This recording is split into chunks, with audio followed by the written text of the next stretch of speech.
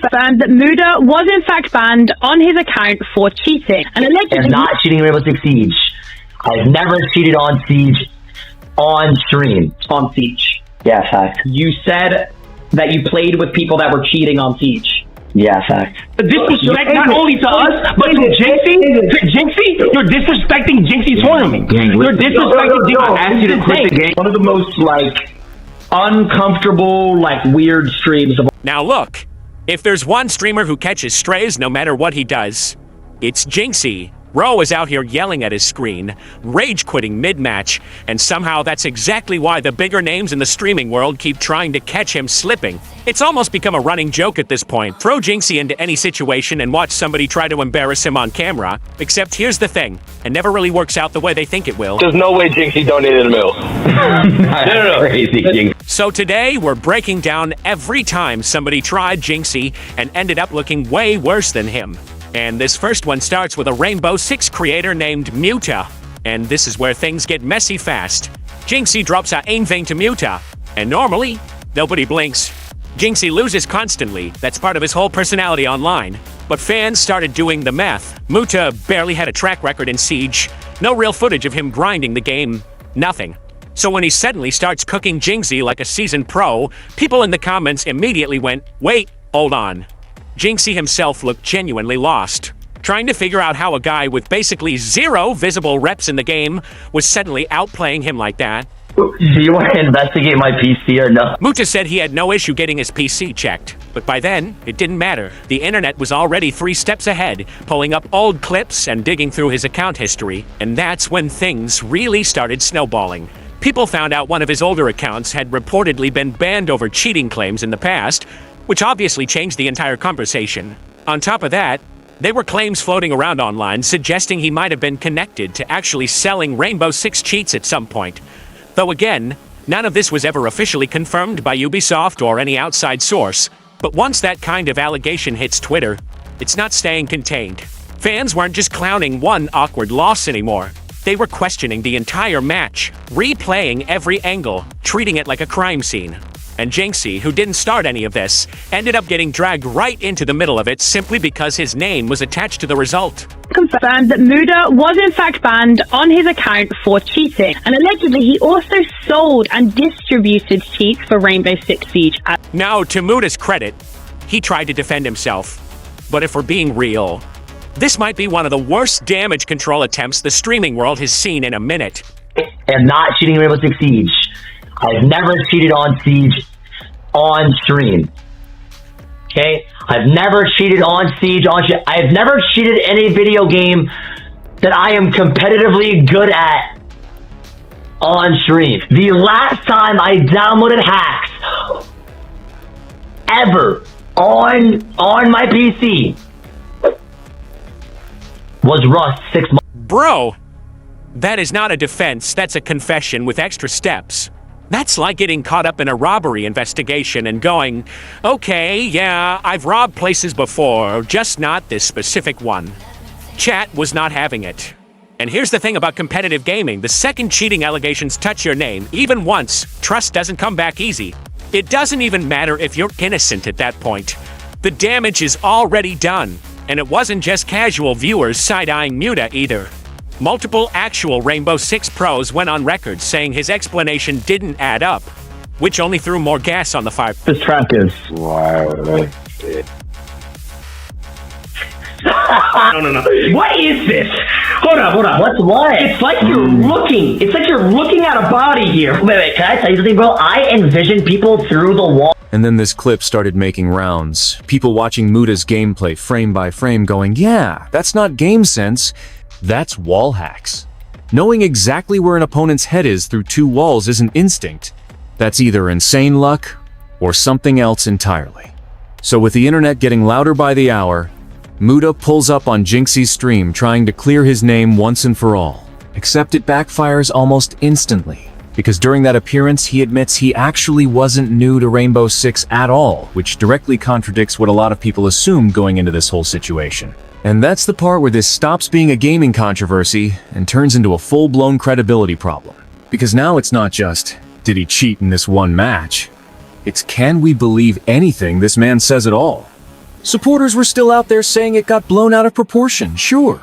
But critics, they felt like the pattern was speaking for itself at this point, even with nothing confirmed on paper. On Siege. Yeah, fact. You said that you played with people that were cheating on Siege. Yeah, fact. You were a crazy cheater, like cheated on every game that you could get your hands on in 2019. But the one game you didn't cheat on was Siege? Yes. That doesn't make any sense, bro. But here's what's funny about Jynxzi. Dude doesn't even engage with the drama half the time. He basically shrugged the whole thing off, ran the 1v1 back, and this time absolutely cooked Muta with zero doubt attached to it. No allegations to hide behind, no excuses. Just Jynxzi reminding everybody why he's still the main character in every one of these stories. On Valorant, twin. 7-3 on Borders, 7-3 on Oregon. Get the f*** off me! I gotta remind motherfuckers who runs it! Muta got handled clean. No arguments there. But the next name that tried Jynxzi, that's where things get uncomfortable to watch. And honestly, kind of hard to sit through. Uncomfortable, like weird streams of all. So, here's the setup MrBeast puts together this massive charity stream for Team Water. The whole goal being clean water access across parts of Africa. Genuinely a solid cause on paper, nobody's arguing that part. But the stream itself reportedly got awkward in a hurry because MrBeast is out here calling out big streamers one by one, basically putting them on blast to donate large sums live in front of a crowd that size. And that's exactly the moment Logan Paul decided to step in and roast Jynxzi in real time, live. No warning. That one moment completely flipped the energy of the entire stream. What was supposed to be about clean water turned into another viral clip everybody online was picking apart, arguing over whether it was just streamer, banter, or an actual low blow dressed up as a joke. Be a dick, bro, but there's no way Jynxzi donated $1 million. That's crazy, Jynxzi. Dude, I'm sorry, dude. I just feel like in this particular group of people, bro, you got the least liquidity. You are right. I did not. Logan basically told Jynxzi straight up there's no way he's donating $1 million, then went as far as calling him the broke one of the group, which had everybody dying laughing in the moment. But watching it back, you can tell Jynxzi wasn't totally comfortable with how the whole thing was playing out. And later, he made it clear. Getting roasted by Logan wasn't even the weirdest part of the night for him. You got the least liquidity. Okay, so yes. In this particular hyper-specific group of people, yes, I have the least liquidity. I also don't really care. I don't know. I'm very happy. I wake up and I play video games and I enjoy my life a lot. And I spend time with my family, dude. I don't really care about having $1 billion, bro. Basically, this is all this stream was, bro. The epitome of the stream was basically just MrBeast pressuring people into donating to Team. And it wasn't just Jynxzi who felt like something was off. Watching Auden Ross and XQC's reactions during the stream, you could practically feel the secondhand embarrassment radiating off both of them in real time. Look, yo, hey, debt collector here. Where's that 100 G's? Dude, what the hell? How am I getting pressed like this? Where's the 100 grand? It's 100,000 years. After everything wrapped up, both Auden Ross and XQC came out and said the whole event felt way too cringe for their liking. And what made it sting even more, according to a lot of online reactions, was that MrBeast seemed to take most of the spotlight and credit for himself, while barely giving props to the other creators who actually brought in the viewers and the donation numbers. That's really where the backlash shifted gears. It stopped being about one awkward stream and turned into a bigger conversation about how these charity events are supposed to feel in the first place. Some fans argued that once you start publicly roasting people mid-fundraiser, you lose the entire point of why you're doing it. Others said the chaos is honestly what keeps people watching, even if a few creators end up looking uncomfortable along the way. Either way, that clip wasn't going anywhere anytime soon. End of the day, let's be honest, chat. If Team Water raises, whatever, like $100 million, who gets the credit for it, bro? Who's gonna make the tweet and say, oh, this is Team Water and we raised this amount of money? Who gets all the credit for this, chat? MrBeast. Exactly. So basically, we're all donating. He's getting all the credit, but we're all getting pressured into donating in front of, hundreds. This time, the internet actually rallied behind Jynxzi, while MrBeast took heat from pretty much every direction. And what's wild is Jynxzi never even went after him directly. He just described how weird the whole night felt. And social media ran with the rest on its own. I thought about it, and it's like, well, at the end of the day, it goes to a good cause, so I don't really care. Like, it's... Now, the next collab completely fumbled. That would be Kai Cenat. And somehow, this one hits even more awkward than the MrBeast situation. This wasn't some random thrown-together stream, either. Jynxzi reportedly put in real work, set up a whole Clash Royale tournament with Kai and the AMP crew, designed the poster himself, coordinated everybody's schedules, genuinely hyped for this collab. Everybody hops on the call. Jynxzi's ready to run things smoothly. And almost immediately, it's clear nobody's actually listening to him. Tournament? That'll be fire, bro. Like, if y'all play each other. Echo? Who's echoing? Kai. Gosh, it might be me. You've got Jynxzi mid-sentence trying to explain how the bracket's supposed to work, and the AMP members are just talking over him like he's not even there. Genuinely felt like watching a substitute teacher trying to control a classroom that already decided it's not listening today. At one point, he's still breaking down the format, and somebody just cuts in to ask chat a totally unrelated question. That's the moment fans online latched onto, because it wasn't one awkward interruption. It was the whole vibe of the call. People started saying it felt like Jynxzi was the only one actually trying to hold the thing together, while everybody else treated it like background noise.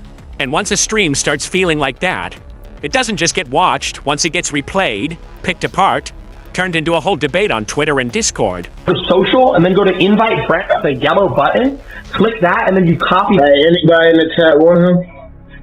Your Anybody? what do you choose to put a name. He's single. Anybody in the chat want him? So, Anybody? And that's what makes this one sting a little more than usual. This wasn't something Jynxzi just showed up to. He reportedly built the whole thing from scratch, made the graphics, hyped it up for days, and still couldn't get the room to lock in for even half a minute. The effort was clearly there. The respect back? Not so much. I don't even know if this is gonna happen, bro. I don't even know if that single word I said it's... Yeah, Sam one about to Can you guys hear me? He tough. He think tough. Then it gets even messier, because Kai just leaves. No heads up, no explanation given to Jynxzi directly, he just switches over to an in-real-life stream and dips, leaving the whole call hanging with Jynxzi sitting there completely confused about what just happened in front of him. Kai's doing an IRL? Do it all once again. Need to know.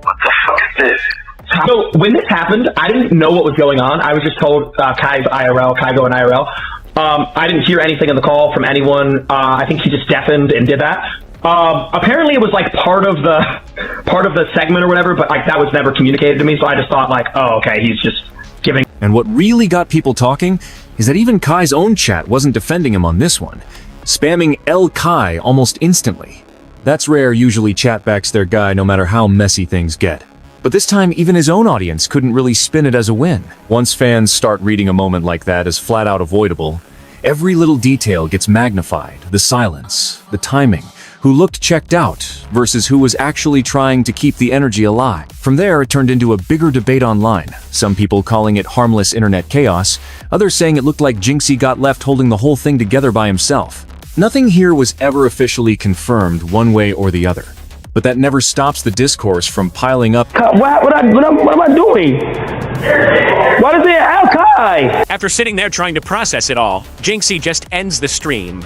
But it doesn't stop there, because right as the backlash starts building online, Kai pops back up to give his side. According to him, he actually wanted to run the tournament and would have preferred sticking with Jynxzi over switching to in real life. Sounds fair enough on paper, except a lot of fans weren't buying the timing, pointing out he only resurfaced once. Chat started dragging him for it, which to a lot of people looked less like a genuine change of heart and more like straight-up damage control. Tell him come back on. He got on for real? Jynxzi ended for real? Oh, God. Bro. I feel bad now. I feel bad now because it's like, the nigga literally was waiting all day and posted a... Through all of it, Jynxzi barely raised his voice or tried to make it bigger than it was. He just looked disappointed, like a guy who showed up ready to run a tournament and ended up walking to the gym instead. And that's honestly part of why fans keep rocking with him. He gets disrespected more than almost anyone in the space and still doesn't turn it into a whole storyline. If this breakdown had you locked in, you know what to do. Subscribe, drop a comment with your take, and I'll see you in the next one.